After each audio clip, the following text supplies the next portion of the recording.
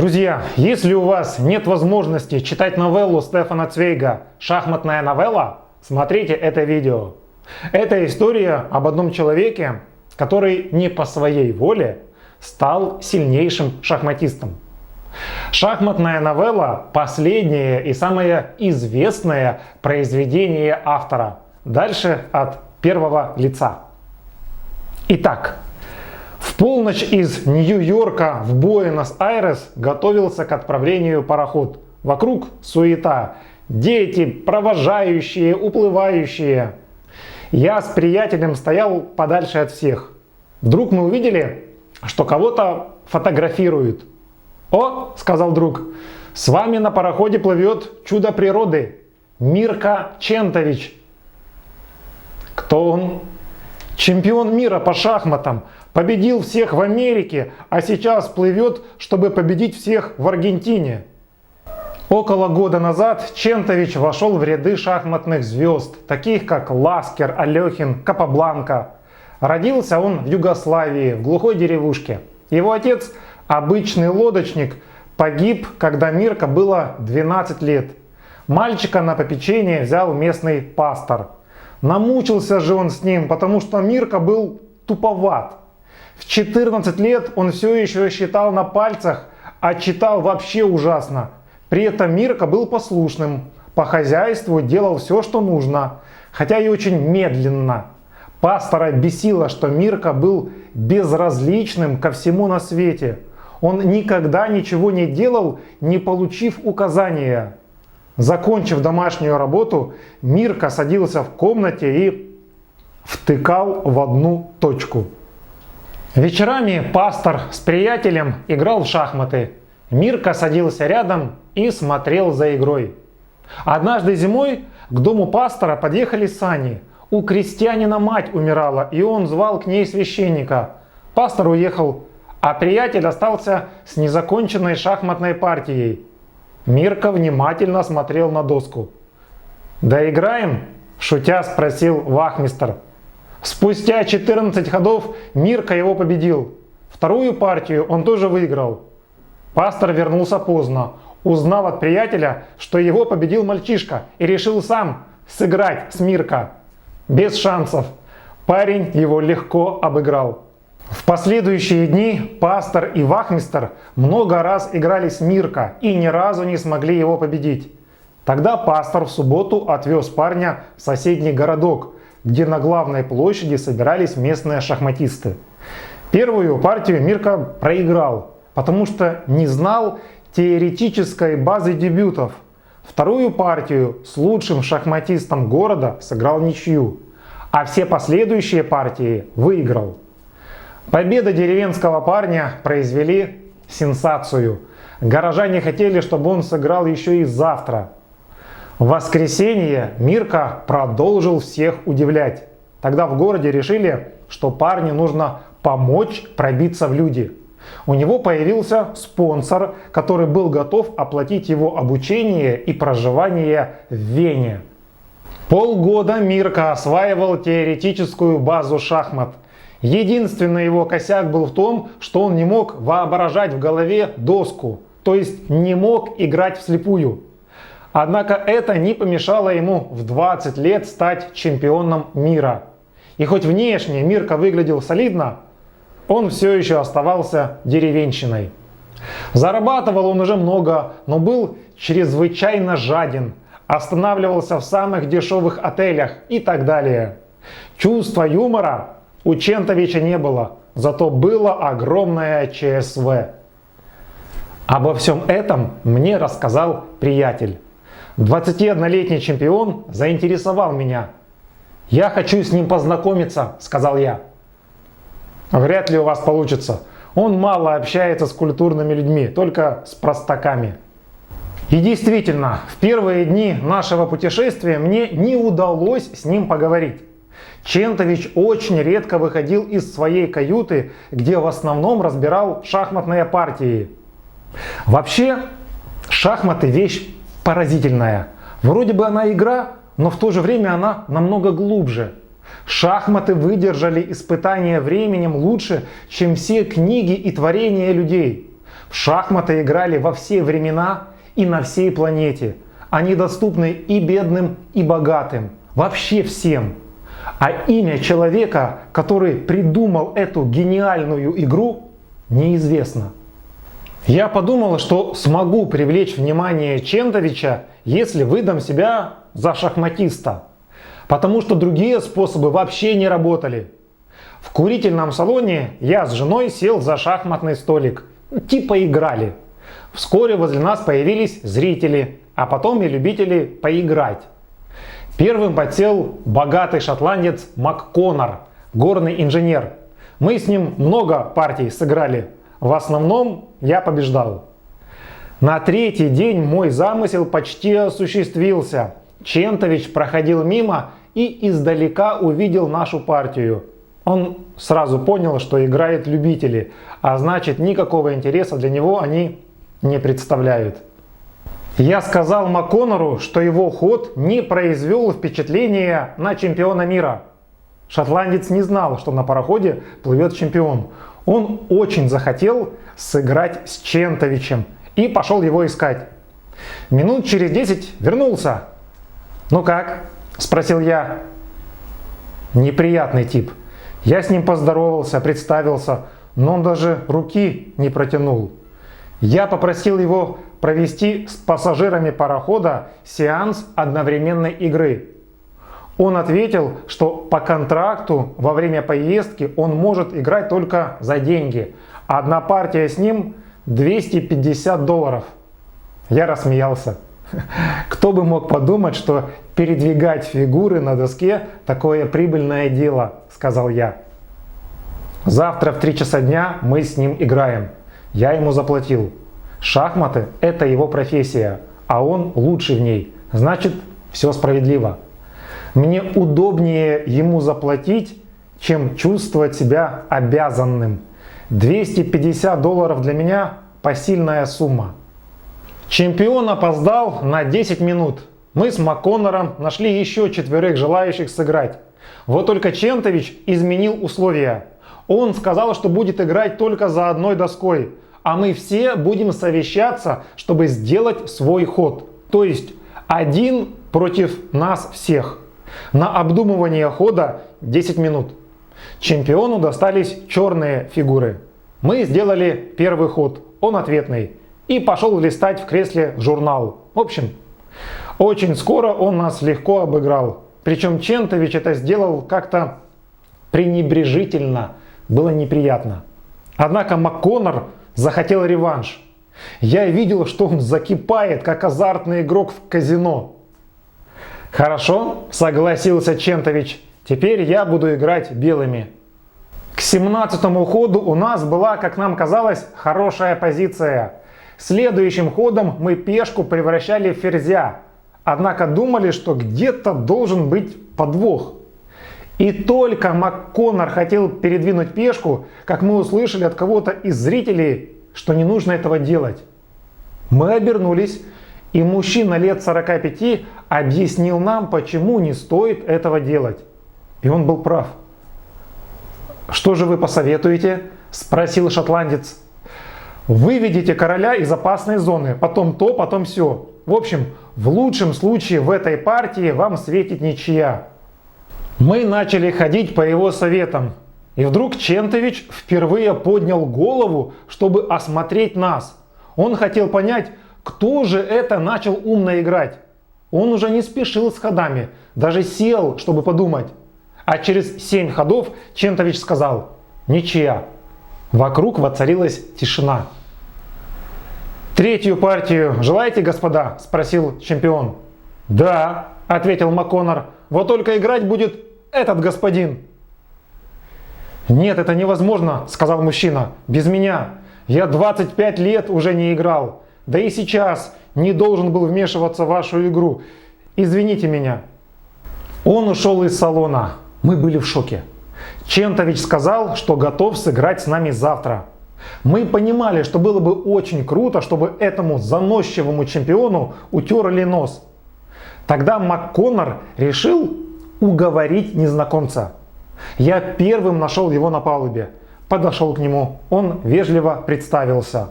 доктор Б, тоже австриец, как и я. Доктор очень удивился, когда узнал, что играл против чемпиона мира, и согласился завтра с ним сыграть. «Только, пожалуйста, не возлагайте больших надежд», — попросил он. «Я ведь очень давно не играл». «Но ведь вы так классно играете. Как такое возможно?» «Хорошо, я вам расскажу. В Вене у меня была юридическая контора. Мы с отцом управляли капиталами монастырей и членов императорского дома. Когда в Германии к власти пришел Гитлер, у нас начались большие проблемы. Нужно было спасать хотя бы движимое имущество клиентов. Все остальное немцы отбирали. Оказалось, что в нашей конторе работал немецкий агент, который все рассказывал своим, и вскоре меня арестовали. Нацисты рассчитывали, что я обеспечу их деньгами или ценными сведениями, поэтому концлагерь мне не грозил. Я жил в отдельной комнате отеля «Метрополь», где находился штаб гестапо. Таких, как я, не пытали, с нами вообще ничего не делали. То есть нас изолировали от внешнего мира. Одиночество очень сильно бьет по психике. На это фашисты и рассчитывали. Моя дверь была заперта днем и ночью. На единственном окне решетка, за ним кирпичная стена. Ни книг, ни газет, ни карандашей, ни бумаги. У меня даже часов не было. И только тюремный надзиратель был единственной живой душой, с которым я мог видеться. Но ему было запрещено разговаривать со мной. Я не видел людей, не слышал их голосов. Это было ужасно. Я ничего не делал, ничего не слышал, ничего не видел. Это была пустота без времени и пространства. Так продолжалось 2 недели. Я уже был рад допросам. Меня спрашивали о делах конторы. Я не мог гестаповцам говорить всего, но и молчать тоже не мог. Своими ответами я подвергал опасности или других, или себя. Постепенно я стал чувствовать, что под страшным давлением пустоты нервы мои начинают сдавать. Мне нужно было чем-то заниматься. Я вспоминал стихи, решал в уме всякие математические задачки. Это длилось долгих 4 месяца. Крыша потихоньку съезжала. Я понимал, что скоро не выдержу и расскажу фашистам все, что им нужно. И вот в конце июля меня в очередной раз повели на допрос. В коридоре я больше 2 часов ждал, когда меня позовет следователь. Однако я был рад, ведь там я мог спокойно смотреть вокруг. Я рассматривал все в мельчайших подробностях. В кармане шинели одного из гестаповцев, которая висела на вешалке, я заметил книгу. Я как наркоман уставился на нее. Надзиратель был рядом, но ничего не предпринимал. Тогда я решил украсть книгу, и мне это удалось. После допроса я отнес ее в свою комнату. Что интересно, я не сразу взялся ее читать. Сначала я представил, что это за книга, какой там шрифт и так далее. Когда я наконец взглянул на нее, то очень сильно разочаровался. Это был учебник по шахматам. Вернее, сборник 150 шахматных партий, сыгранных гроссмейстерами. Я был очень зол, хотел даже выбросить книгу, но некуда было выбрасывать. В последний раз я играл в шахматы еще в гимназии, когда учился, и тут учебник. В шахматы ведь не играют в одиночку, тем более без фигур и доски. К счастью, у меня была клетчатая простыня, она стала моей доской. А из хлеба я слепил фигуры.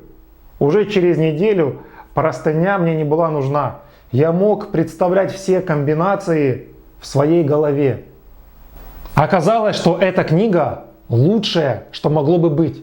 Ведь я мог постоянно задействовать свой мозг всевозможными комбинациями.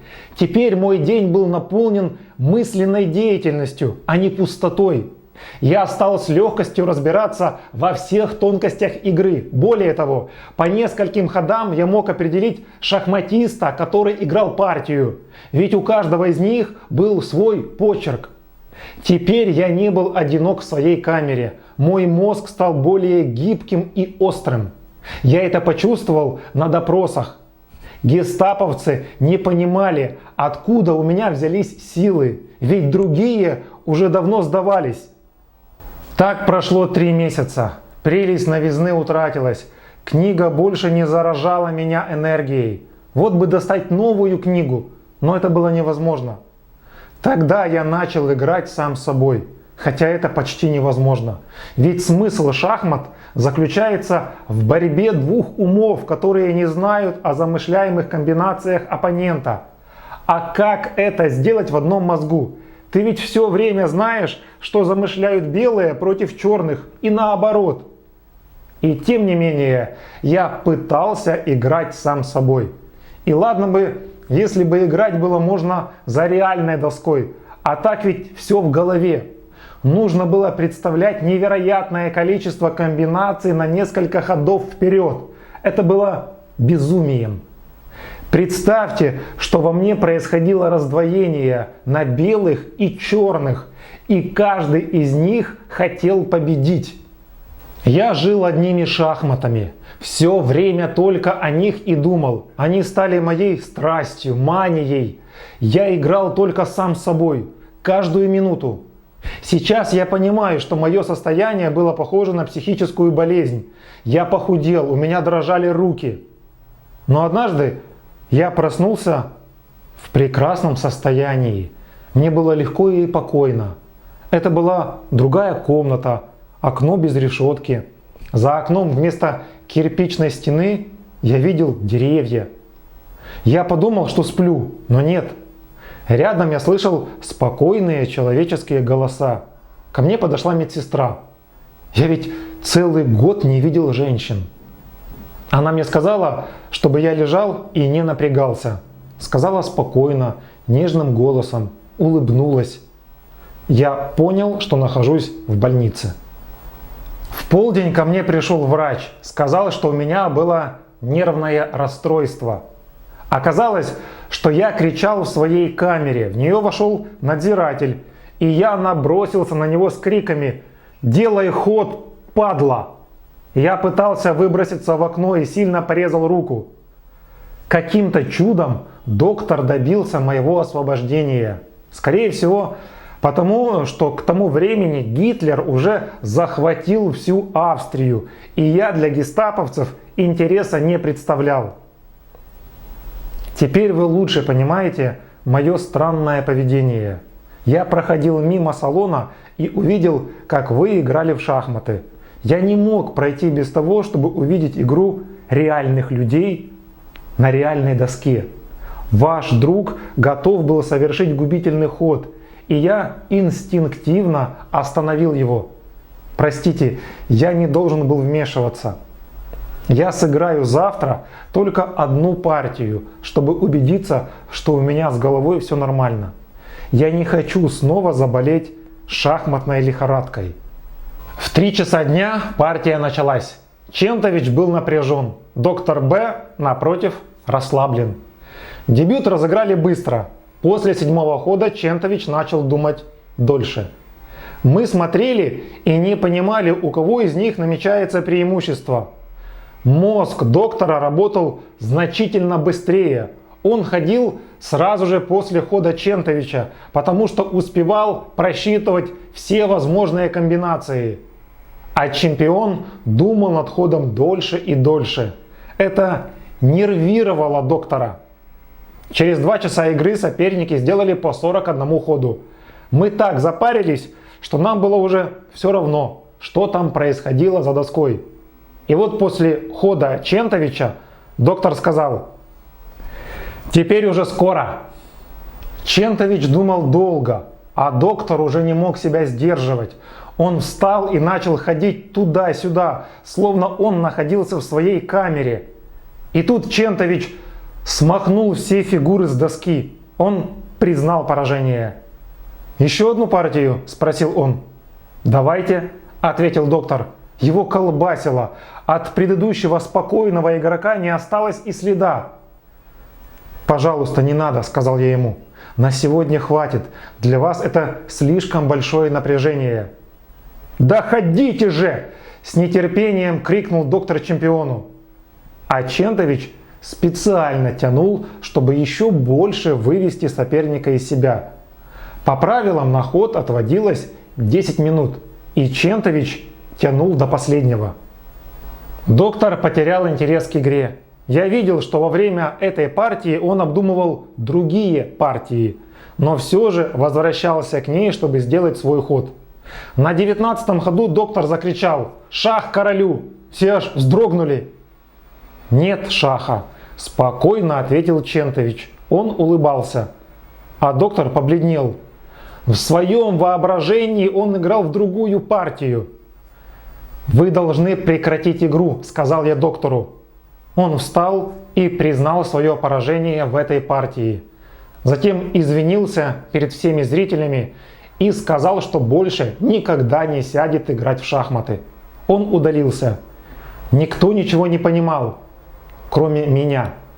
Для всех поведение доктора выглядело более чем странно.